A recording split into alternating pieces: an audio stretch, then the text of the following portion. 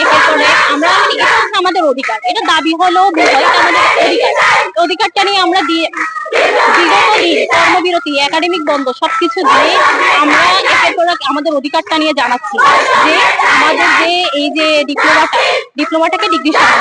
কারণ আমরা এইচএসসি, তারপরে হচ্ছে আপনার 3 বছর কোর্স, আবার 6 মাস ইন্টার্নি শেষ করে আবার আমাদের ইন্টারের সম্মান দেওয়া হচ্ছে। এটা কতটা যুক্তিসঙ্গত সেটা অবশ্যই সর্বসাধারণই জানবে। যেমন দেখেন, ছোটবেলাতে আমরা একটা সম্প্রসারণ শেখানো হতো যে বলা হতো দুঃসময়ে যে বই পাশে থাকে সেই নাকি প্রকৃত বন্ধু।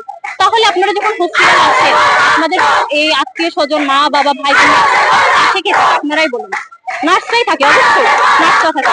তাহলে আজকে আমরা আপনাদের এই যে দিন রাত পরিশ্রম, এই রাত দিন আপনার পড়াশোনা, প্রেজেন্টেশন, অ্যাসাইনমেন্ট এত কিছু দিয়ে আবার আপনাদেরকে আমরা 12 ঘন্টা 8 ঘন্টা একটা সামাল দিয়ে আসি, আপনাদেরকে একটা সেবা দিয়ে আসি।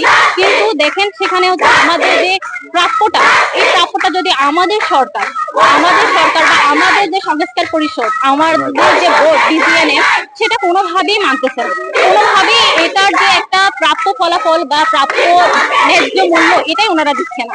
তাহলে এটার বিরুদ্ধে আমাদের হচ্ছে কয়েকজন মিলে ঢাকা ডিজিএনএমে আজকে অবরোধ, রাস্তা বন্ধ করে দেওয়া হয়েছিল যে হচ্ছে আমাদের এই অধিকারটা আপনারা কি করেন একটু দেন, কারণ আমাদের এটা প্রাপ্য। তারপরে ওনারা কি করেছে, আমাদের এই যে শান্তিপূর্ণ যে মিছিলটাতে বা অবরোধটাতে তারা আমাদেরকে পুলিশ দিয়ে আমাদের ভাইদেরকে রক্তাক্ত করে দিচ্ছে। এখন আমাদের কথা যে আমাদের যদি আমরা একটা অযুক্তিসঙ্গত যদি একটা বিষয় নিয়ে দাঁড়াতাম, তাহলে আমাদেরকে কিছু করলে সেটা আপনারা সর্বসাধারণই বিচার করছেন।